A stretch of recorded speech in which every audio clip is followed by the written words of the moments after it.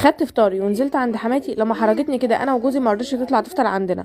بصراحه هي ما رضتش تطلع تفطر عند اي حد من عيالها، وتقول اللي عايز يجي يفطر عندي يجي يفطر اهلا وسهلا، انما اللي مش عايز يفطر عندي انا مش هسيب بيتي ومش هطلع افطر عند حد. فبصراحه جوزي نزل لها وقعد يقول لها، قالت له طيب ماشي هطلع ومش عارف ايه والكلام ده. ففكرنا بقى ان هي هتيجي ومش عارف ايه ويبقى احنا غير الباقي، بس للاسف زي ما عملت مع الباقي عملت معانا، وما رضيتش ابدا ان هي تطلع تفطر معانا. فعملنا ايه بعد ما غرفت الاكل وحطيته على السفره وجهزت كل حاجه وقعدنا خلاص ومستنيين ان هي تطلع، يعني جوزي نزل لها قالت له طيب اطلع وهصلي بس المغرب وهطلع وراك، انت عارف ان انا باخد علاجي الاول وبعد كده ببقى افطر بعد صلاه المغرب. فقلت هجهز السفره على ما هي تطلع. جهزت السفره وزي ما انتم شايفين كده كنت جايبه سمك مشوي بحيث ان هي ايه ما تبقاش قرفانه من الاكل والكلام ده. فالمهم بقى ايه، قعدنا واستعدينا وبرده ما بتطلعش. فجوزي نزل لقاها قاعده وقالت له لا انا مش هطلع، زي ما عملت مع اخواتك انا هعمل معاك. رحنا لمين كل الاكل دوت كده من على الترابيزه وحطيته على صينيه ونزلنا فطرنا عندها تحت.